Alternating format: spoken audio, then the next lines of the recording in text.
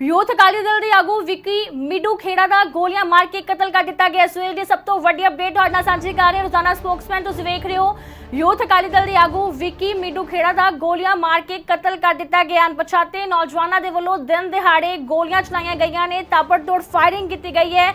कहा जा रहा है करीब 8 तो 10 राउंड फायर होए ने अते जदों जख्मी हालत दे विच हस्पताल भर्ती करवाया गया तो उत्थे ही विक्की मिडू खेड़ा दे वल्लों दम तोड़ दिता गया। उन्हां दी मौत हो चुकी है। यूथ अकाली दल दे आगू विक्की मिडू खेड़ा जिन्हां दा गोलियां मार के कतल कर दिता गया। अकाली दल दे नाल संबंधित ने सुखबीर बादल, हरसिमरत बादल दे नाल कई तस्वीरां इन्हां दियां सामने आईयां ने।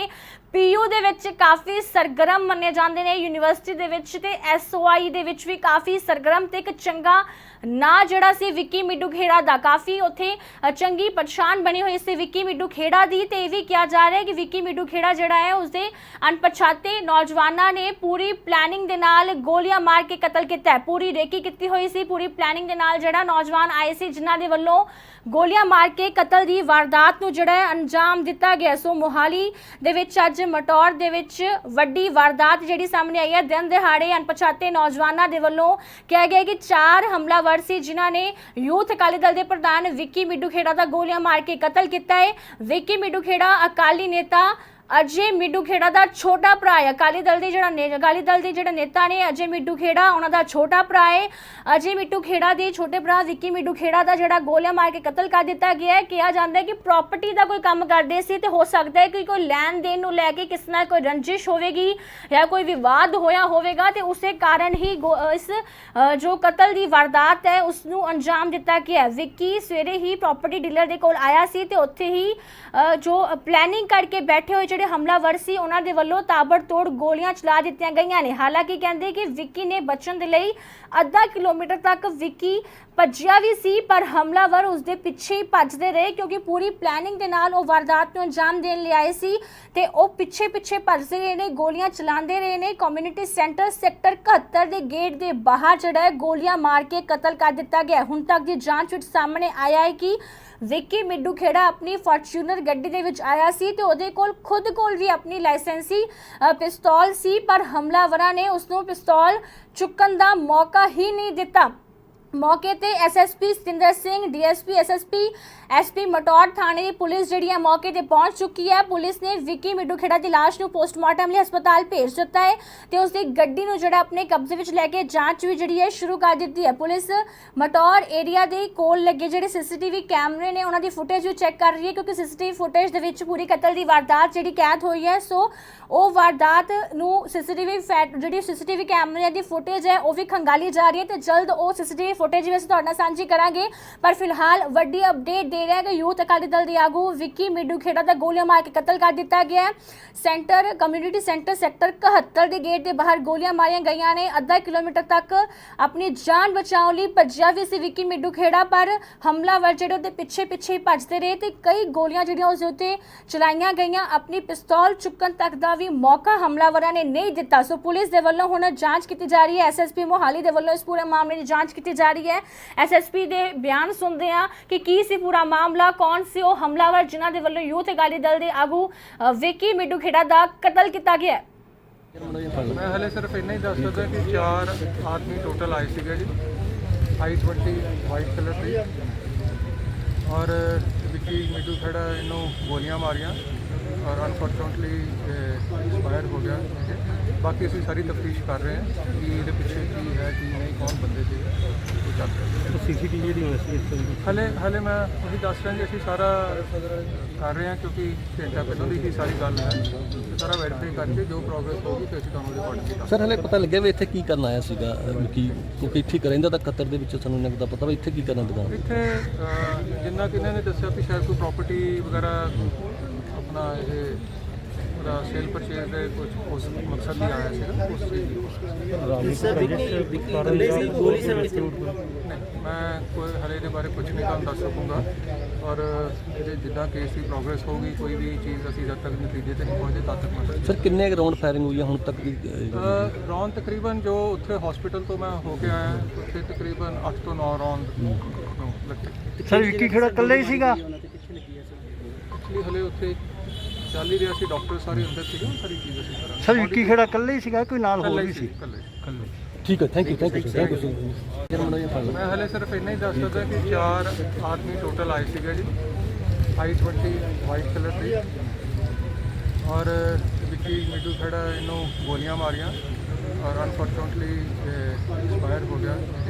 ਬਾਕੀ ਅਸੀਂ ਸਾਰੀ ਤਫਤੀਸ਼ ਕਰ ਰਹੇ ਹਾਂ ਕਿ ਇਹਦੇ ਪਿੱਛੇ ਕੀ ਹੈ ਕੀ ਨਹੀਂ, ਕੌਣ ਬੰਦੇ ਸੀਗੇ ਉਹ ਚੱਲ ਰਹੇ। ਸੀਸੀਟੀਵੀ ਜਿਹੜੀ ਇਨਵੈਸਟੀਗੇਸ਼ਨ ਹਲੇ ਮੈਂ ਉਹੀ ਦੱਸ ਰਿਹਾ ਕਿ ਅਸੀਂ ਸਾਰਾ ਕਰ ਰਹੇ ਹਾਂ ਕਿਉਂਕਿ ਘੰਟਾ ਪਹਿਲਾਂ ਦੀ ਹੀ ਸਾਰੀ ਗੱਲ ਹੈ। ਸਾਰਾ ਵੈਰੀਫਾਈ ਕਰਕੇ ਜੋ ਪ੍ਰੋਗਰੈਸ ਹੋਊਗੀ ਤੇ ਅਸੀਂ ਤੁਹਾਨੂੰ ਉਹਦੇ ਅਕੋਰਡਿੰਗਲੀ ਦੱਸਾਂਗੇ। ਸਰ ਹਲੇ ਪਤਾ ਲੱਗਿਆ ਵੀ ਇੱਥੇ ਕੀ ਕਰਨ ਆਇਆ ਸੀਗਾ ਕੀ, ਕਿਉਂਕਿ ਇੱਥੇ ਹੀ ਰਹਿੰਦਾ ਤਾਂ ਕਤਰ ਦੇ ਵਿੱਚ ਸਾਨੂੰ ਇੰਨਾ ਪਤਾ ਵੀ ਇੱਥੇ ਕੀ ਕਰਨ ਦੁਕਾਨ। ਇੱਥੇ ਜਿੰਨਾ ਕਿ ਇਹਨਾਂ ਨੇ ਦੱਸਿਆ ਕਿ ਸ਼ਾਇਦ ਕੋਈ ਪ੍ਰਾਪਰਟੀ ਵਗੈਰਾ ਆਪਣਾ ਇਹ ਉਹਦਾ ਸੇਲ ਪਰਚੇਜ਼ ਦੇ ਕੁਝ ਉਸ ਮਕਸਦ ਲਈ ਆਇਆ ਸੀਗਾ, ਉਸ ਚੀਜ਼ ਦੀ ਨਹੀਂ ਮੈਂ ਕੋਈ ਹਲੇ ਦੇ ਬਾਰੇ ਕੁਝ ਨਹੀਂ ਤੁਹਾਨੂੰ ਦੱਸ ਸਕੂੰਗਾ ਔਰ ਇਹਦੇ ਜਿੱਦਾਂ ਕੇਸ ਦੀ ਪ੍ਰੋਗਰੈਸ ਹੋਊਗੀ ਕੋਈ ਵੀ ਚੀਜ਼ ਅਸੀਂ ਜਦ ਤੱਕ ਨਤੀਜੇ ਤੇ ਨਹੀਂ ਪਹੁੰਚੇ ਤਦ ਤੱਕ ਮੈਂ ਸਰ ਕਿੰਨੇ ਰਾਉਂਡ ਫਾਇਰਿੰਗ ਹੋਈ ਹੈ ਹੁਣ ਤੱਕ ਦੀ? ਰੌਂਦ ਤਕਰੀਬਨ ਜੋ ਉੱਥੇ ਹਸਪੀਟਲ ਤੋਂ ਮੈਂ ਹੋ ਕੇ ਆਇਆ ਉੱਥੇ ਤਕਰੀਬਨ 8 ਤੋਂ 9 ਰੌਂਦ। ਸੋ ਮੋਡੌਰ ਦੇ ਵਿੱਚ ਅੱਜ ਦਿਨ ਦਿਹਾੜੇ ਅਣਪਛਾਤੇ ਨੌਜਵਾਨ ਜਿਹੜੇ ਨੇ ਉਹ ਗੱਡੀ ਦੇ ਵਿੱਚ ਆਉਂਦੇ ਨੇ, ਉਹਨਾਂ ਦੇ ਵੱਲੋਂ ਹਮਲਾ ਕੀਤਾ ਗਿਆ। ਯੂਥ ਅਕਾਲੀ ਦਲ ਦੇ ਆਗੂ ਵਿੱਕੀ ਮਿੱਡੂ ਖੇੜਾ ਦਾ ਗੋਲੀਆਂ ਮਾਰ ਕੇ ਕਤਲ ਕਰ ਦਿੱਤਾ ਗਿਆ। ਕਿਹਾ ਜਾ ਰਿਹਾ ਹੈ ਕਿ ਵਿੱਕੀ ਮਿੱਡੂ ਖੇੜਾ ਅਕਾਲੀ ਦਲ ਦੇ ਨੇਤਾ ਅਜੇ ਮਿੱਡੂ ਖੇੜਾ ਦਾ ਛੋਟਾ ਭਰਾ ਸੀ। ਅਜੇ ਮਿੱਡੂ ਖੇੜਾ ਨੇ ਹਾਲ ਹੀ ਵਿੱਚ ਨਗਰ ਨਿਗਮ ਚੁਣਾਵ ਦੇ ਵਿੱਚ ਸਾਬਕਾ ਮੇਅਰ ਕੁਲਵੰਤ ਸਿੰਘ ਦੇ ਮੁੰਡੇ ਦੇ ਖਿਲਾਫ ਵੀ ਚੋਣ ਲੜੀ ਸੀ। ਦੱਸਿਆ ਜਾ ਰਿਹਾ ਹੈ ਕਿ ਵਿੱਕੀ ਮਿੱਡੂ ਖੇੜਾ ਸਵੇਰੇ ਪ੍ਰਾਪਰਟੀ ਡੀਲਰ ਦੇ ਕੋਲ ਆਇਆ ਸੀ ਕਿਉਂਕਿ ਮਿੱਡੂ ਖੇੜਾ ਪ੍ਰਾਪਰਟੀ ਦਾ ਕੋਈ ਕੰਮ ਕਰਦਾ ਸੀ ਤੇ ਉਸ ਤੋਂ ਪਹਿਲਾਂ ਹੀ ਪਲੈਨਿੰਗ ਕਰਕੇ ਜਿਹੜੇ ਨੌਜਵਾਨ ਸੀ ਉੱਥੇ ਪਹਿਲਾਂ ਹੀ ਬੈਠੇ ਹੋਏ ਸੀ ਹਮਲਾਵਰ, ਜਿਨ੍ਹਾਂ ਨੂੰ ਪਤਾ ਸੀ ਕਿ ਵਿੱਕੀ ਮਿੱਡੂ ਖੇੜਾ ਨੇ ਸਵੇਰੇ ਪ੍ਰਾਪਰਟੀ ਡੀਲਰ ਦੇ ਕੋਲ ਪਹੁੰਚਣਾ ਹੈ ਤੇ ਉਸ ਦੇ ਪਹੁੰਚਣ ਤੋਂ ਪਹਿਲਾਂ ਹੀ ਹਮਲਾਵਰ ਉੱਥੇ ਪਹੁੰਚੇ ਹੋਏ ਸੀ। ਪੂਰੀ ਪਲੈਨਿੰਗ ਦੇ ਨਾਲ ਤਾਕ ਦੇ ਵਿੱਚ ਬੈਠੇ ਹੋਏ ਸੀ ਕਿ ਕਦੋਂ ਵਿੱਕੀ ਮਿੱਡੂ ਖੇੜਾ ਪਹੁੰਚਦਾ। ਸੋ ਹਮਲਾਵਰਾਂ ਨੇ ਤਾਬੜਤੋੜ ਫਾਇਰਿੰਗ ਜਿਹੜੀ ਕਰ ਦਿੱਤੀ ਸੀ, ਗੋਲੀਆਂ ਉਸੇ ਵੇਲੇ ਚਲਾ ਦਿੱਤੀਆਂ ਸੀ ਵਿੱਕੀ ਮਿੱਡੂ ਖੇੜਾ ਦੇ ਉੱਤੇ।